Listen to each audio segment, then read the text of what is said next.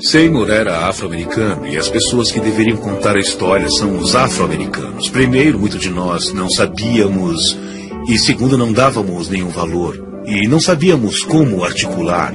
Então, apelamos para os brancos. Significado histórico. Sidney Armstrong, da Universidade de Yale, uma vez disse que William J. Seymour exerceu mais influência do que qualquer outro líder afro-americano na história dos Estados Unidos. E na revista de História Cristã, William J. Seymour foi listado como um dos maiores líderes cristãos do século XX inteiro. Quando a revista Time fez uma edição especial sobre os 2000 anos de cristianismo, a Rua Azusa foi citada como um dos maiores eventos nesses 2000 anos de fé. Espera um pouco, nós deixamos passar uma grande história aqui, que teve um grande impacto. Precisamos ver isso de forma mais séria. Não tem como exagerar a importância histórica do avivamento da Rua Azusa. A igreja nunca mais será a mesma pelo que aconteceu no avivamento da Rua Azusa. O avivamento da Rua Azusa deve ser lembrado porque foi a criação da experiência pentecostal como nós conhecemos hoje nos Estados Unidos e em todo o mundo. A experiência dos Atos dos Apóstolos se tornou viva. Não era só uma coisa que as pessoas liam. Porque depois de Azusa, tornou-se uma experiência real. E estes sinais seguirão aos que crerem. Em meu nome expulsarão os demônios, falarão novas línguas, pegarão nas serpentes e porão as mãos sobre os enfermos e os curarão. Marcos 16, 17 e 18. Para parar e pensar no reino de Deus, principalmente no mundo pentecostal, e fazer uma pergunta. O que Deus estava fazendo na Rua Azusa? Qual era a intenção do coração de Deus? O que Deus queria nos dizer com esse pequeno grupo de pessoas? E o que havia neles que levou a essa expansão do poder do Espírito Santo? O Espírito de Deus era tão forte na Rua Azusa que às vezes as pessoas caíam a um quarteirão do prédio pela convicção para pagar seus pecados ou pelo poder do Espírito Santo. Para os luteranos, o endereço era Wittenberg University. Para wesleyanos e metodistas, era Aldersgate, em Londres. Para os pentecostais e carismáticos, a Rua Azusa 312 será o endereço mais famoso do mundo.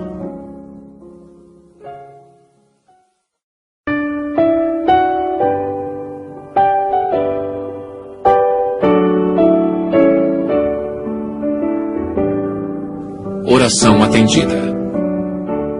O Dr. Vincent Simon disse que, para os cristãos, a Rua Azusa 312 seria um dos endereços mais famosos do mundo. E o historiador Sidney Armstrong disse que Seymour exerceu mais influência sobre os cristãos americanos do que qualquer outro líder negro. E começou aqui, há mais de 100 anos, no que era então Rua Bonnie Bray 214. O endereço foi mudado para o atual Rua Bonnie Bray 216. Esta é a casa e o lugar em que tudo começou. Como em Atos 2, versículo 4, eles falaram em línguas. Esta casa da Rua Bonnie Bray 216 é a última estrutura física que sobrou relacionada ao avivamento da Rua Azusa.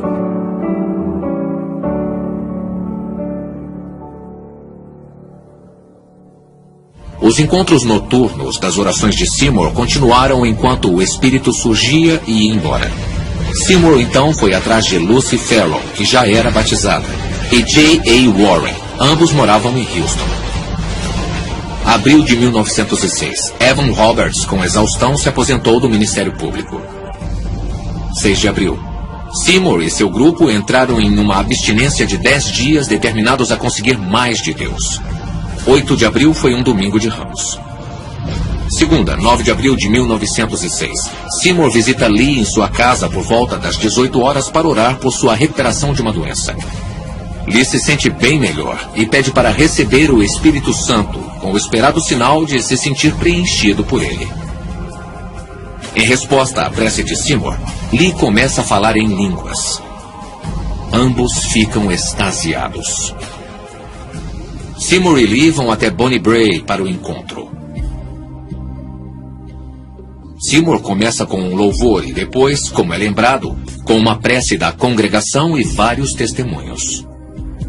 E todos eles foram preenchidos pelo Espírito Santo. Amém, Jesus, amém. E eles começaram a falar em línguas. Isso. Amém, Jesus. Ele começa um sermão que jamais seria esquecido, anunciando o texto de Atos 2:4.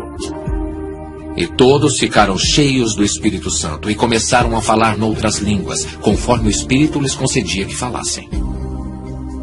Encha o Pai! Amém, Jesus. Encha o Pai! Lee levanta os braços, abre a boca e surpreende a todos falando em línguas. O grupo todo se ajoelha falando em línguas, enquanto a irmã e o irmão, companheiros de Seymour, chamavam o Deus de Espírito. Quando a filha entrou na sala, um jovem estava na varanda profetizando.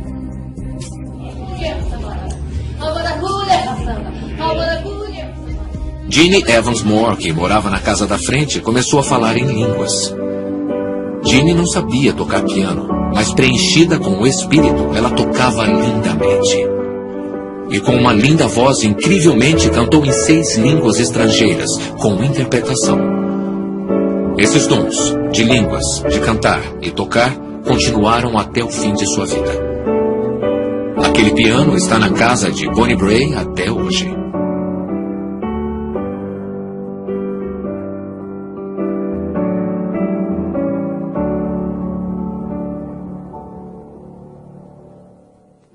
Há divergência sobre como e quem foi preenchido primeiro pelo Espírito naquela noite.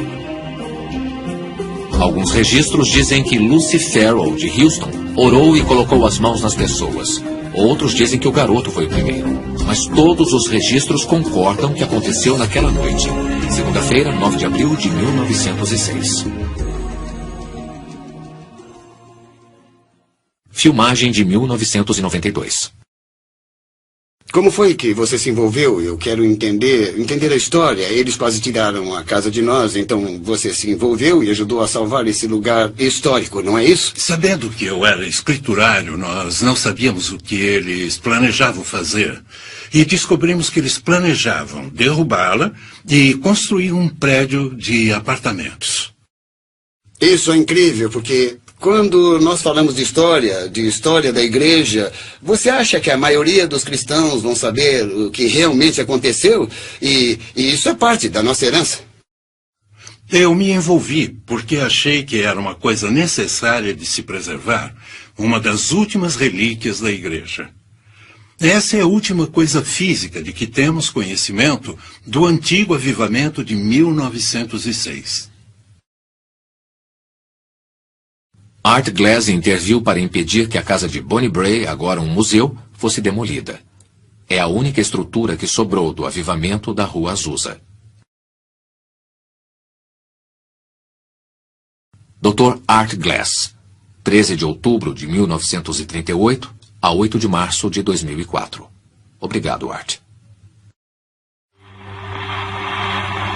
Little David, play on your harp, hallelujah, hallelujah, David, play on your harp, hallelujah, David, play on your harp, hallelujah, hallelujah, David, play on your harp, hallelujah.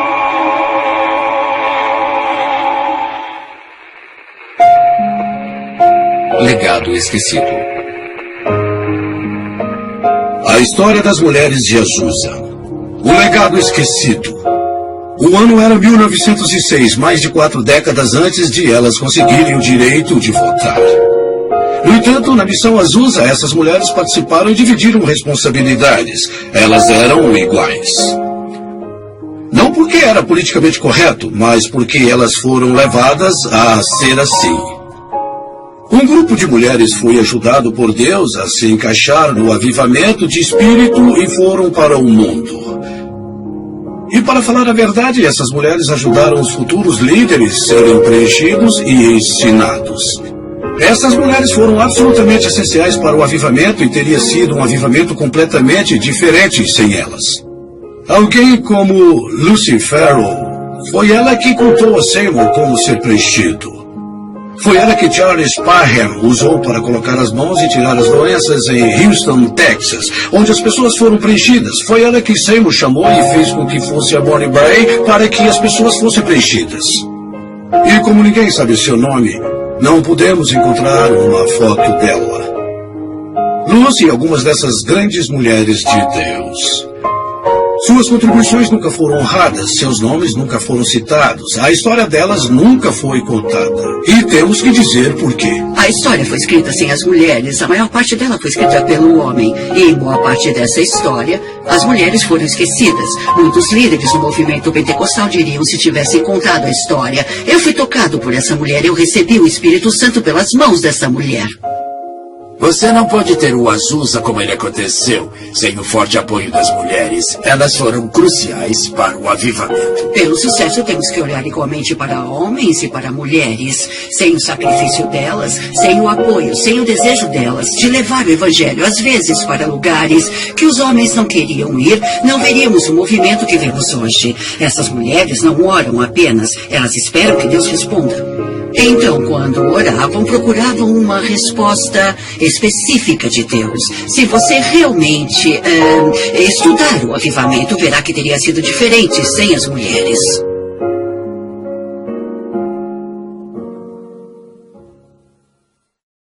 Posso dizer que, pela história, os hispânicos, assim como negros e brancos, também dizem que a Rua Azusa faz parte da história deles. Também faz parte do DNA deles. A mistura de Deus.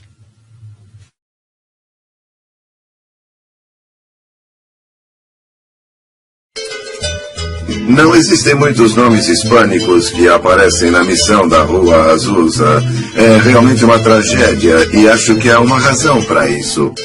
Também acho que é importante reconhecer que aqui, na parte sudoeste dos Estados Unidos, há diferenças de classes que são desconsideradas dentro da comunidade latina. Existem aquelas pessoas que têm seus traços da Espanha, por exemplo, e há também os indígenas, que são nativo-americanos. Eu tenho duas enteadas, uma com descendência hispânica e outra nativo-americana. E isso cria questões culturais interessantes entre elas dentro da minha casa. Também tem o caso das pessoas que chamamos de califórnios. São pessoas que eram da Califórnia antes de se tornarem mexicanas. Considerando que eles tinham terras e direitos na Califórnia, eles eram da linhagem espanhola e tinham concessões de terras. E esses três tipos de pessoas apareceram na missão da Rua Azusa, e acho que é uma prova da diversidade latina que havia em Los Angeles. Os hispânicos estavam lá desde o começo da Rua Azusa. Algumas pessoas acham que a primeira pessoa salva no Azusa foi um hispânico católico que estava trabalhando na reforma do prédio. Ele foi salvo. Vamos dar uma olhada na história. Posso pensar em três famílias em particular. Uma delas era de Abundio Lopes e sua esposa Rosa. Quando sua esposa se junta a William Seymour, ele começa a pregar em vários lugares, todas igrejas de língua espanhola. Primeiro podia-se encontrá-lo na San Fernando Road, e em um lugar chamado God's Detective Mission, um nome estranho para uma igreja, mas segue as diretrizes e foi claramente criada para atender às necessidades de trabalhadores de língua espanhola. Depois, ele passou a pregar em uma igreja chamada Apostolic Faith. Então, obviamente, ele captou a essência com William Seymour, mas era uma igreja apostólica de língua espanhola. A alguns quarteirões da missão da Rua Azusa. Ele era claramente um imigrante mexicano. Depois temos as pessoas chamadas califórnios. Conhecemos o nome A.C. Valdez, Alfred Valdez, que se tornou evangelista internacional. Ele tinha 8 anos de idade quando sua mãe, Suzy, o levou à missão da Rua Azusa. Então, A.C. Valdez se tornou um evangelista internacional. Mas eles são califórnios. Podem traçar suas origens de quando Cortés veio à Califórnia e começou a estabelecer a cadeia de missão. O tataravô de A.C. Valdez foi um dos soldados de Cortés. Ele veio e se estabeleceu em Ventura, na Califórnia. Um terceiro tem um homem que é mencionado, seu nome ele é Brígido Pérez. Ele vem, é um jovem, ele é solteiro, e acho que provavelmente é um integrante mexicano que vem para os Estados Unidos e encontra trabalho. Quando ele é batizado, decide que não pode ficar parado, tem que fazer alguma coisa. E sei que depois ele vai para o México, então temos vários nomes de latinos no período de 1906 a 1909 que fizeram uma diferença significativa. Há outros nomes que aparecem especialmente no movimento apostólico. Ele vai trazer nomes, mas essas pessoas não aparecem até 1910, 1913, 1914. George Montgomery foi um investidor no mercado de ações. Ele tinha um lugar na Bolsa de Valores de São Francisco e era um homem muito rico. Tinha minas de ouro no México e usou essas minas para financiar os ministérios. Certamente, George Montgomery foi uma grande influência na liderança do irmão Olazábal e de Juan Lugo na experiência pentecostal. E Olazábal se torna muito importante no pentecostalismo, ministrando entre principalmente mexicanos e americanos. Mas não só com eles. Em todo o sudoeste americano, tudo até Nova York. Ele funda o Ministério Latino de Língua Espanhola, com a tradição pentecostal. Ele faz um trabalho maravilhoso. Acho que é importante lembrar quem ele é. Juan Lugo trabalha com cana-de-açúcar no Havaí. Fica sabendo o que está acontecendo aqui e é resultado do trabalho que George Montgomery tem feito com pentecostais. Ele entra em contato e vem para a Rua Azusa e acaba em Porto Rico. Então estabelece seu trabalho em Porto Rico e Nova York. Então estamos falando de pessoas que podem não ter passado muito tempo na missão, mas eram muito próximos dessas pessoas que foram participantes da missão da Rua Azusa. Há uma espécie de ligação. Muitos mexicanos foram para a Rua Azusa e o movimento pentecostal se espalhou por todo o México e Estados Unidos. Logo depois da Rua Azusa, grandes movimentos. Depois pela América do Sul, que agora em alguns países da América do Sul, como Guatemala, o pentecostalismo atinge cerca de 40%. No Chile, cerca de 30%. No Brasil, provavelmente 10% ou 30%. Então, a América Latina é cenário da explosão de crescimento do pentecostalismo pelo mundo. Grandes quantidades de grandes igrejas do mundo estão na América do Sul. Então, o espanhol se tornou língua de comunicação dos pentecostais por todo o mundo, seja lá onde ela é falada.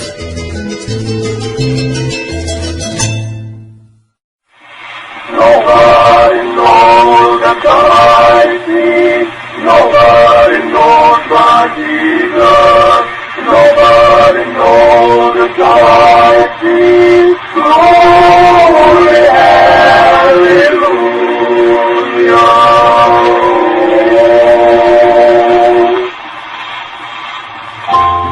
Preço pago. Nenhum movimento enfrentou tanto preconceito e oposição quanto a missão da Rua Azusa. Os artigos de jornais eram racistas, acusatórios. Falavam dessas pessoas como se elas fossem loucas, malucas. Usaram a palavra com P. Foram muito racistas. Elas eram frequentemente atacadas fisicamente e se elas mostrassem alguma ligação com o avivamento, jogavam legumes nelas, derrubavam suas tendas e às vezes suas casas eram queimadas. Se as mulheres eram pegas falando em línguas na esquina, eram presas como pessoas insanas. E muitas vezes as mulheres eram ridicularizadas pela imprensa. Falavam constantemente para elas que elas eram indecentes, porque rolavam no chão. E o vestido delas podia subir um pouco. Teve até um artigo de jornal que falava que elas deitavam no chão e balançavam os pés no ar, de forma que não se encontrava em nenhum outro lugar de Los Angeles. A polícia teve de aparecer e fechar o lugar. A pior declaração que foi dada foi por G. Campbell Morgan, que chamou o movimento pentecostal de último vômito de Satã. Depois outros falaram de bruxaria. possessão do demônio, o primeiro livro contra o movimento chamava Demon and Thugs de Alma White. Então os pentecostais tiveram que lidar com duras críticas da imprensa e das igrejas. Na primeira passeata de estudantes, havia batistas em cavalos, acompanhando os pentecostais, atirando nos pentecostais que estavam no movimento. Houve muita perseguição naquele dia. Além da oposição, a imprensa e as igrejas eram violentas. Há muitas referências de histórias de crianças sendo queimadas, pedras sendo atiradas em pastores. Eles espalhavam excrementos de cachorros nas teclas do piano. Eles derrubavam as tendas e algumas pessoas ainda eram mortas. O grupo todo pagou um preço porque eles não eram queridos em Los Angeles. Eles pagaram um preço bem alto por Pentecostes. Se você se virar para Deus, Ele se vira para você. Se acreditar nele, Ele manda seu poder para a sua vida. Que o diabo tire suas mãos da propriedade de Deus. I know the Lord, I know the Lord, laid his hands on me. I know the Lord, I know the Lord, I know the Lord, laid his hands on me. Lord, on my knees when the line fell aside. I know the Lord laid his hands on me. I thought my soul was alive and fly. I know the Lord laid his hands on me. Oh, I know the Lord, I know the Lord, I know the Lord laid his hands on me. Oh, I know the Lord, I know the Lord, I know the Lord laid his hands on me. Aquele que acredita em mim deve fazer o que eu faço. Eu faço, e muito melhor do que isso. Ele deve fazer o que Cristo fez. Cristo libertou as pessoas, Cristo as tocou e elas se curaram. Elas o tocavam e se curavam. Glória. Uma das coisas mais importantes da Rua Azusa é que acabou com a teoria de que existiam, desde Santo Agostinho, que a ideia dos milagres, sinais, maravilhas, línguas, interpretações vinham de demônios, acabaram. Mas o avivamento da Rua Azusa trouxe de volta à vida da igreja moderna o dom do Espírito Santo, o carismático, os milagrosos trabalhos do Espírito Santo. Então a mulher se virou e disse: ó Deus, salve a minha alma, entre em meu coração, cure o meu corpo aflito da tuberculose, eu te peço com essa voz fraca. O Espírito de Deus veio para mim e eu senti em cada pedaço da minha carne mortal. E o poder de Deus é tão grande que ele me levantou da cama e eu comecei a gritar de felicidade, salva pelo Espírito de Deus. E Deus nunca vai... Essa geração de ministros curadores foi formada da fundação do avivamento da Rua Azusa. E você, leve meu poder de cura para a sua geração. E eu sabia. Centenas de aleijados, centenas. Centenas de cegos e surdos. 40, 50 mil pessoas estavam lá. E essa pessoa foi transformada do jeito mais incrível. E quando comecei a pregar para o mundo, de repente, aquele aleijado começou a se esticar. E você podia sentir os ossos se quebrando. Eu vi uma coisa que não tinha visto até aquele momento da minha vida e depois vi centenas de vezes repetidamente. Eu vi mães levando suas crianças aleijadas, tirarem os aparelhos de suas pernas e dizerem: ande. Não tem como descrever. Quer dizer, elas estavam de pé em questão de minutos. Havia centenas de aparelhos, muletas que auxiliavam centenas de pessoas em todos os tipos de doenças.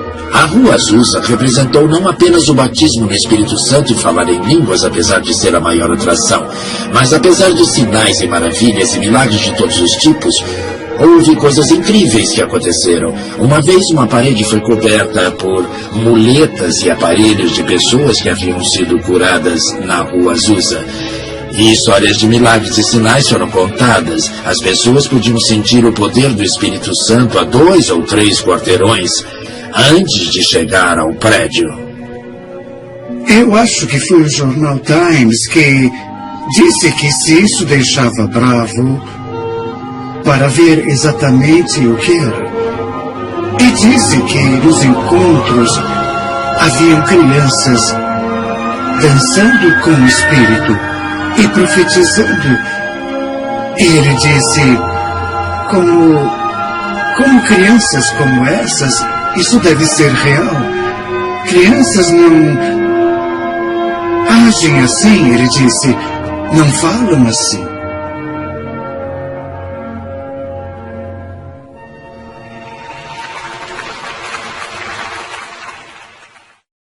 Foi um grande movimento cultural. Tinha muito a dizer aos líderes da sociedade, tinha muito a dizer aos líderes contemporâneos da igreja. O que temos a oferecer hoje, o que nós temos que seja único. Nós parecemos com as igrejas do resto do mundo. Compromisso.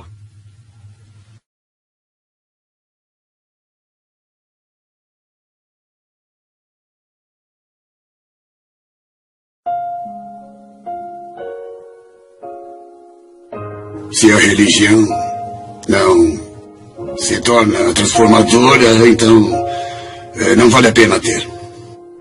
Seymour fez uma declaração profética sobre as mulheres e disse que o tipo de consagração que era evidente na Rua Azusa não era evidente desde o tempo de Pentecostes. Então ele reconheceu que isso foi uma coisa de Deus. Ele viu isso como uma coisa sobrenatural do Espírito de Deus sobre as mulheres, de forma que não havia sido visto na igreja desde o tempo de Pentecostes.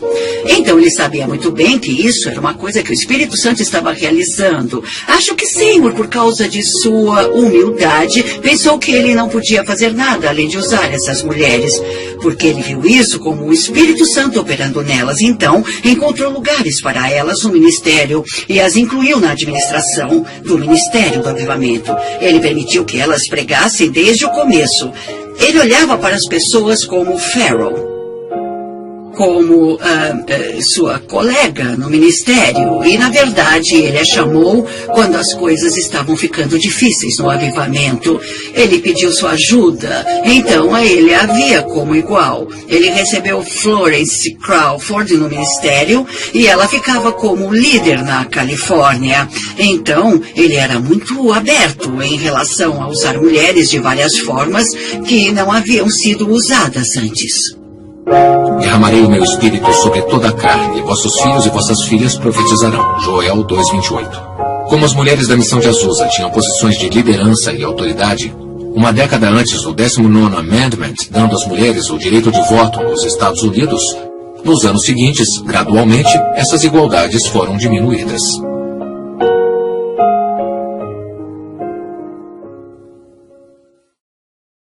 Se há uma fraqueza no pentecostalismo, é que deixamos a cultura ao nosso redor nos espremer no molde dela, quase em oposição a Romanos 12:1-2, sobre não se conformar em relação ao mundo. Mas o mundo, de certa forma, nos colocou em um modelo e disse, vocês não podem ser assim, não devem ser assim. E aí, como resultado, nós abrimos mão de várias coisas que nos tornaram o movimento que somos.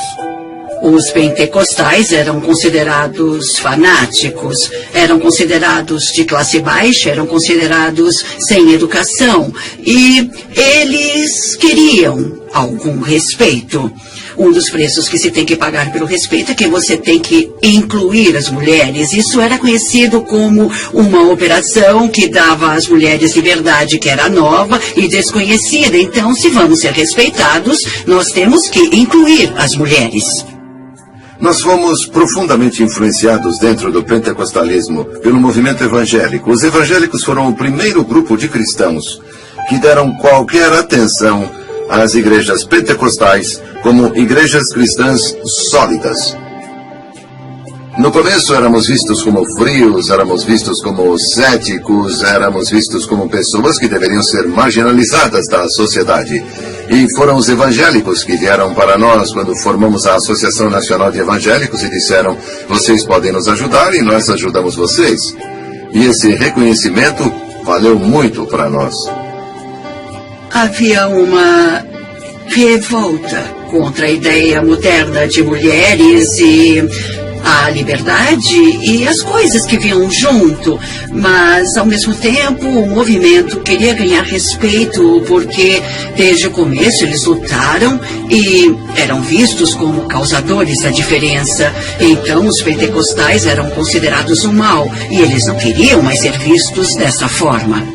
O papel das mulheres mudou conforme as igrejas foram ficando maiores. Não as coloquem no púlpito, não permitam que elas tenham palavra igual ao governo da igreja. E acho que parte disso foi um acordo dos evangélicos, que sempre foi considerado principal, as mulheres manterem o silêncio na igreja, e eles não veem o livro de Joel e o livro dos Atos da mesma forma que os pentecostais. Uma troca por serem aceitos no movimento evangélico era a mudança da posição das mulheres. E infelizmente acho que os pentecostais foram levados a não lutar, a se acomodar pelo fato de que o que realmente o torna pentecostal é ser batizado no Espírito e em muitos casos que tenha falado em línguas. Quando estamos em Cristo, os outros sabem, nós sabemos. As pessoas que nos observam sabem. Na verdade, só estamos realizando as orações de Jesus. É o que todos nós queremos. É o que todos nós queremos que o mundo acredita. Esse é o objetivo do grupo. O objetivo do grupo não é só se reunir para ficar juntos. Eles se reúnem para o mundo ver. Aparentemente todos se reúnem. Aqueles que se chamam de cristãos se reúnem. A crença, eu acho, nas possibilidades que estavam disponíveis em uma sociedade como esta em que vivemos. Aqui vivemos em segregação, mas ele disse, não precisa ser assim na igreja, podemos fazer melhor. E certamente isso nos tornou uma só família, somos irmãos e irmãs, e não há razão pela qual não possamos contribuir uns com os outros. E foi uma experiência rica. Acho que, se você ler, por exemplo, do jeito que Frank Bartleman fala sobre a missão e os tipos de experiência que aconteceram lá, e o jeito como as pessoas se tratavam, como oravam umas pelas outras, como elas se abrigavam, se alimentavam, como se abraçavam, beijavam, você sente que aqui elas realmente criaram uma família em que todas as pessoas eram iguais. Só as pessoas do lado de fora não conseguiam enxergar isso. Então, nesse momento de segregação total e grande luta racial, o Senhor enviou esse grande avivamento, liderado por homens negros. Então, sinto que o Senhor estava tentando mostrar o caminho para resolver os problemas raciais que a nação enfrentou nos anos seguintes. E os próprios pentecostais, mesmo naquela época, em um momento lindo de adoração racial. Uma das grandes histórias é de C.H. Mason, fundador da Igreja de Deus em Cristo, e uma vez, mais de 350 pastores brancos se juntaram à Igreja de Deus em Cristo com Mason. E os brancos eram liderados por bispos negros, o que era impensável na época. Esse foi um dos grandes milagres de Pentecostes. Acho que posso dizer pela sua história que os filhos de Deus, como grupo, eram adoradores da Igreja de Deus em Cristo. Saíram de suas igrejas, a de Mason, para começar sua igreja em 1914. Isso é uma coisa de que as pessoas não falam muito, mas acho que os fatos dizem isso. E acho que a Igreja de Deus em Cristo sempre soube disso. Mas é uma coisa que temos que enfrentar como fato da história. Aqui está uma denominação que existiu e foi de fato legalmente incorporada de acordo com as leis do Estado e registros do governo federal.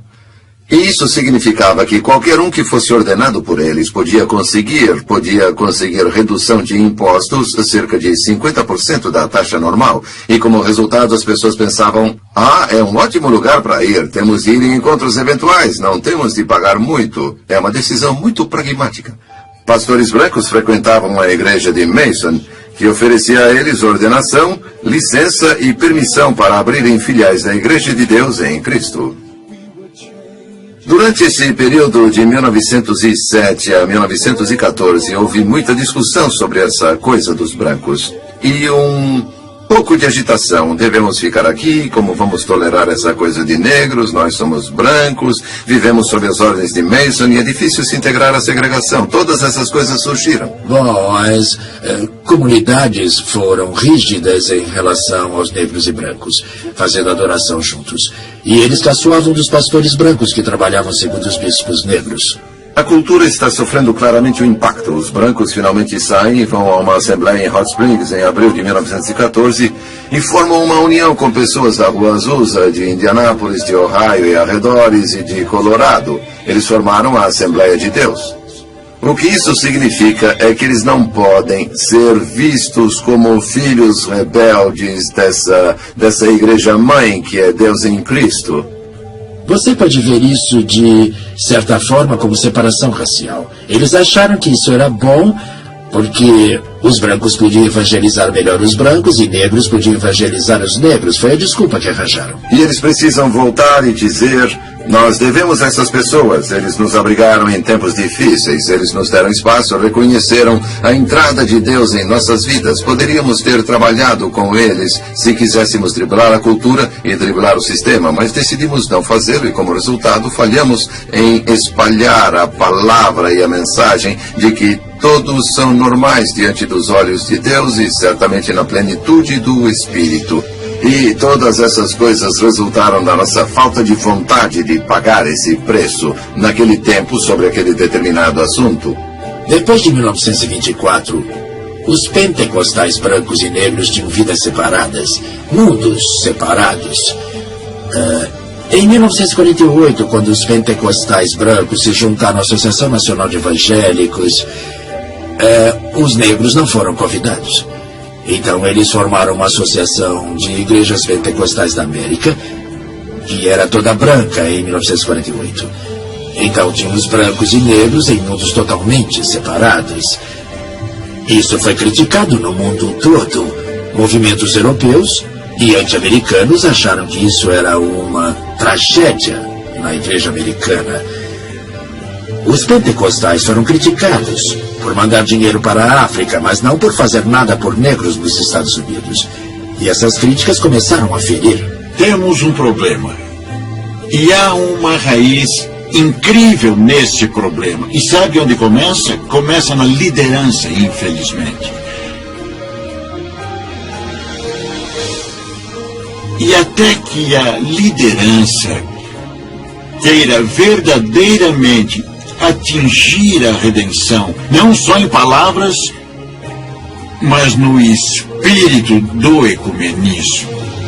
Certo? Onde está? Está em uma declaração organizacional? Mas onde está na realidade? A tendência é distanciar de onde começamos, no sentido de esquecer o preço que essas pessoas pagaram para tornar possível que todos os homens e mulheres realmente formassem um sacerdote que todos acreditassem e não fosse só teoria. Quando vemos as separações dos homens, de raças, do corpo de Cristo, eles nos veem em caminhos bem diferentes, lutando no corpo de Cristo e os esforços, esse tipo de coisa, eles usam isso como uma desculpa para não acreditar. Eu acho que a Rua Azusa é um exemplo claro de pessoas superando seus interesses pessoais por uma coisa que importa: ser preenchido por Deus, pelo Espírito. E isso é o começo de uma mudança. Isso me parece ser o começo de uma mudança radical. E a mudança pode vir, mas Precisamos de mudanças radicais. Precisamos de objetivos e modelos. E é hora da igreja ir atrás disso.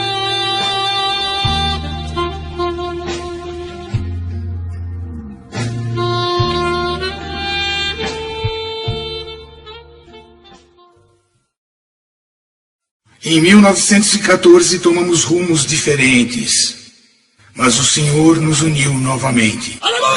Reconciliação. Um novo começo.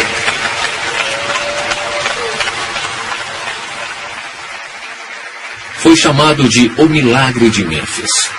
Depois de anos de separação, em 1994, alguns líderes da Assembleia de Deus e da Igreja de Deus em Cristo se uniram para a reconciliação.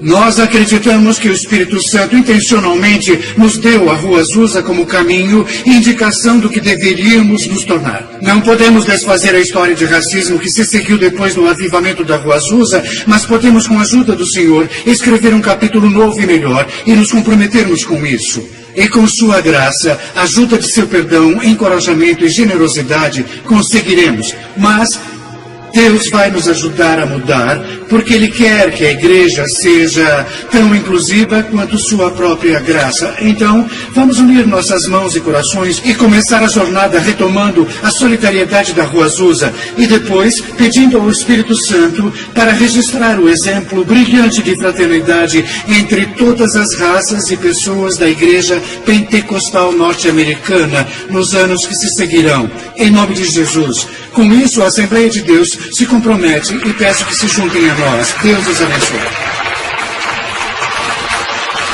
God said, I want you to know the Holy Ghost is my great unifier. I don't care where you come from. I can speak your language. Oh. And He has reconciled us by the power of the Holy Ghost. Don't let nobody tell you that the most important thing in our experience is our skin texture. The most important thing is the power of reconciliation that we have in the Holy Ghost. Lord, make us one. One in the Holy Ghost. One.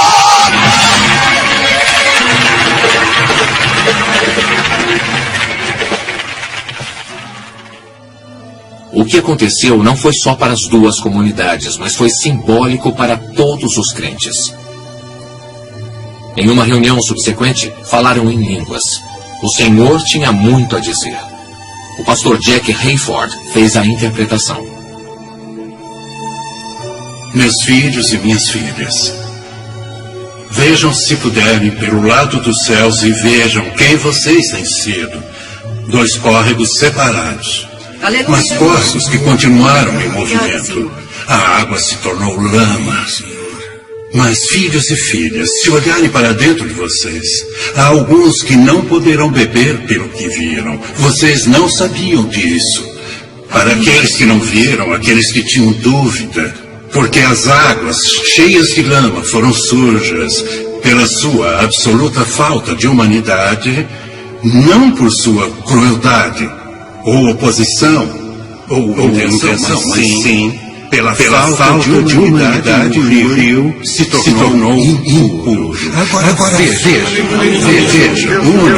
os dois espelhos, os dois córregos em um só, e os dois se tornando, se puderem ver do lado do céu, as coisas estão se purificando. Então sai, que a razão é para o regozijo, e preparem-se, pois haverá mais multidões jamais foi visto. Venham para a alegria de minha graça em vocês. Diz o Senhor. O Espírito de Deus se moveu de nossos irmãos brancos e ele vai lavar os pés de um de nossos irmãos.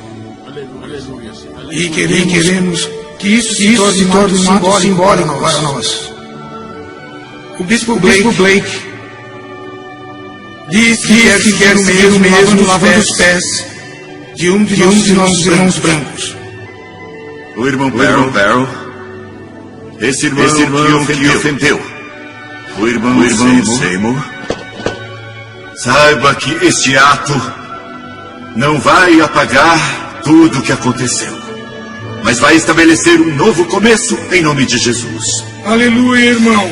Em nome de Jesus. Abençoado. Obrigado, Senhor. Muito obrigado. Obrigado. Deus. Aleluia. Obrigado. Em nome de Jesus. Nós lavamos as ofensas do passado. Aleluia. Em nome de Jesus, nós lavamos o sangue. Obrigado, Senhor. Todo o sangue que foi derramado, o sofrimento. Em nome de Jesus, nós lavamos o irmão Seymour e o irmão Mason. Aleluia, Senhor. Obrigado. Lavar os pés deste irmão, que seja um sinal a todos os demônios do inferno que têm se esforçado para que não tenhamos sucesso. Aleluia. Mas o Senhor Jesus prevaleceu novamente. Obrigado, Senhor. Para corrigir isso que não estava certo. E em nome de todos os irmãos brancos de todos esses anos que têm lutado contra o mal, nós nos submetemos e nos humilhamos em um ato único neste recomeço. Aleluia, pela Senhor. glória de Deus, pela glória de Deus, pela glória de Deus e em nome de Jesus. Obrigado, Senhor.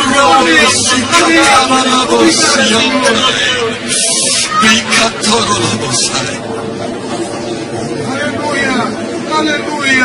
Aleluia. Deus seja abençoado. Jesus. Amém, Senhor. Muito obrigado, Deus. Aleluia. Queridos irmãos, isso não é uma troca de superioridade de um ou superioridade de outro, mas sim uma igualdade. Aleluia.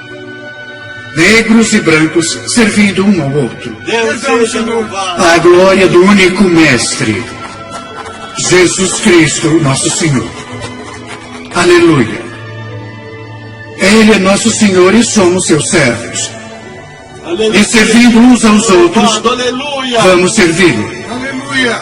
Aleluia. Em nome de O bispo Jesus. Charles Blake, da Igreja de Deus em Cristo, lava os pés de Thomas E. Trask, superintendente-geral das Assembleias de Deus. Perdoa os nossos pecados, Senhor. Glória a Deus.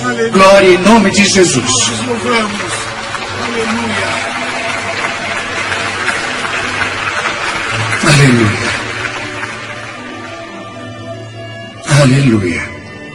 Quero que todos que estão presentes aqui, se puderem, que se ajoelhem para Deus e se tornem seus servos. E que, especialmente na presença de Deus, se tornem servos disponíveis para servir o corpo de Cristo. E especialmente na reconciliação e conscientemente lavarmos os pés uns dos outros. Ao nos tornarmos humildemente instrumentos de seu amor. We are standing on the holy ground,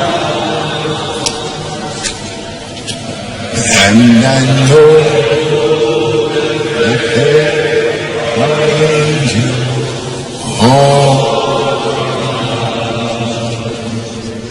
let us praise Jesus.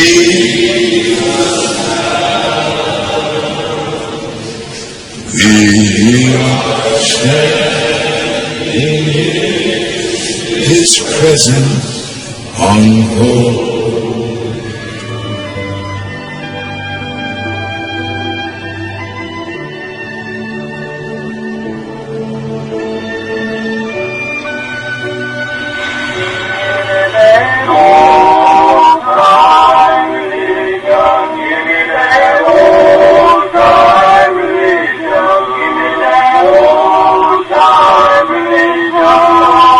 Good. Devemos lembrar da vontade deles. Eles queriam Deus acima de tudo. Eles queriam conhecer o poder de Deus, o Espírito de Deus, Deus do coração, mais até do que suas próprias vidas. E por causa disso, Deus ouviu o apelo deles. As pessoas precisam ser informadas, precisam ser educadas, porque Deus deu uma coisa muito importante. É por isso que falamos hoje. Considerando o Espírito Santo em Azusa em 1906, então precisamos poder informar as pessoas e encorajá-las, e mesmo os filhos e as filhas de outros países. Em outras palavras, nós devemos educá-los e depois nós devemos ensiná-los e também trazê-los para dentro da igreja, e devemos demonstrar para essas pessoas o que Deus pode fazer para esse instrumento que está cheio da sua presença. Pelas chamas do avivamento, chamas que vieram da Rua Azusa, eu acredito que Deus queira usar essas chamas para você sentir em sua casa e em sua vida pessoal. E como Deus pode usar você, pode também ser uma bênção para você em todos os aspectos de sua vida pessoal. Suas finanças, sua família, seu ministério. Se deixar as chamas da Rua Azusa tocar em você, você nunca mais será o mesmo.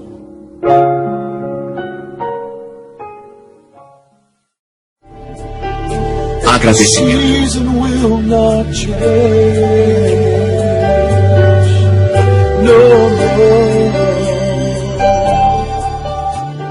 Eu olho para essas pessoas da Rua Azusa e digo, foram eles, os fiéis à tarefa, que tornaram possível para os meus pais e também meus avós se tornarem crentes em Pentecostes e, mais do que isso, líderes do pentecostalismo. Foram eles que tornaram possível que eu aparecesse no cenário pentecostal sem ter que desistir do que acreditava, sem ser ridicularizado o tempo todo. As pessoas que jogam pedras de vez em quando nos chamam de charlatões ou tiram sarro, mas o preço tem sido pago por aquela primeira geração de crentes. E olho para isso e digo, obrigado, Deus, por essas pessoas.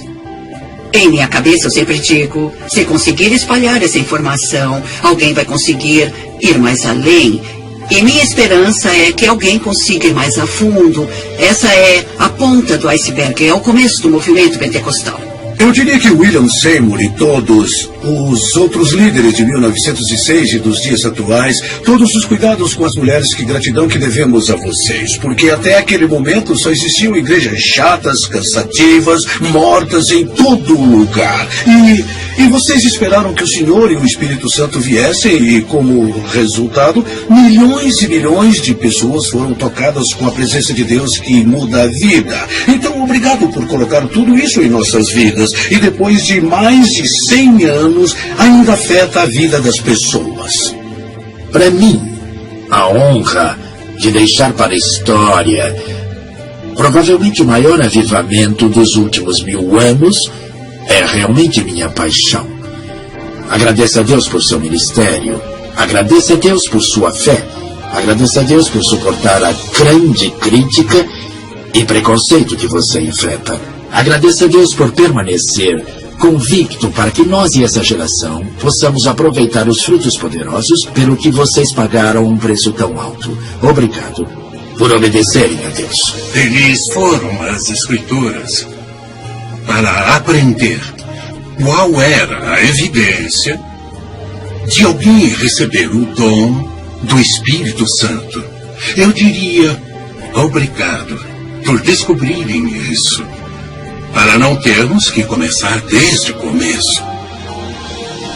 Nós podemos ser muito gratos a Deus pela experiência da Rua Azusa, porque esse foi o começo de uma nova era do destino espiritual que Deus tinha para a igreja.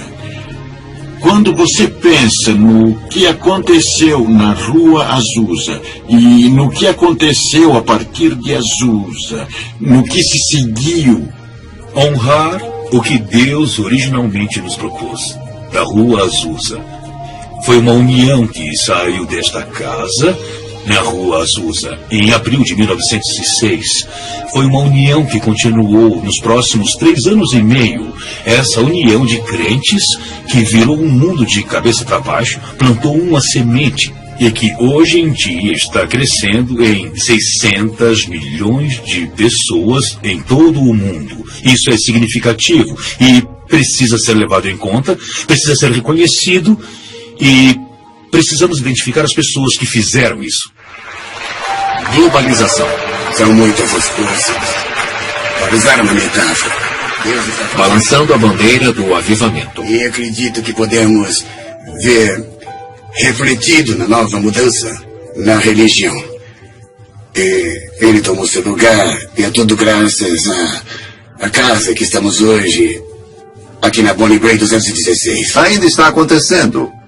Porque na Etiópia, eles tiveram tantas pessoas se convertendo para a igreja luterana que eles não sabem o que fazer com elas. E eles mudaram de 200 mil pessoas há 10 anos para 4 milhões hoje. E são todos carismáticos. Eles dizem temos de descobrir como nos relacionar com elas, que estão relacionadas à Rua Azusa. Até os muçulmanos na Nigéria estão ameaçados pelo fato de muitos jovens procurarem os cultos pentecostais e conversão, que agora eles cantam músicas pentecostais na adoração muçulmana.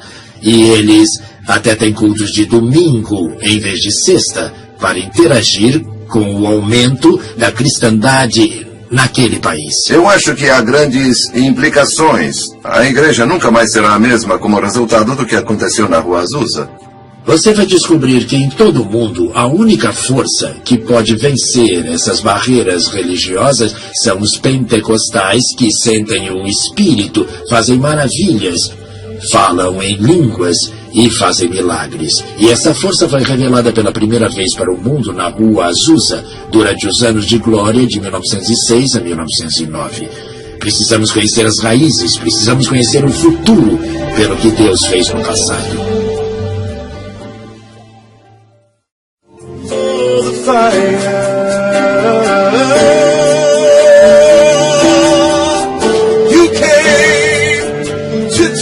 Cruzada Reinhard Bonnke, Lagos, Nigéria.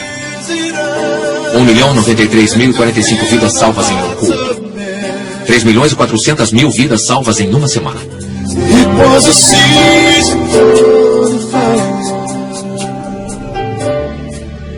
O que você vai fazer?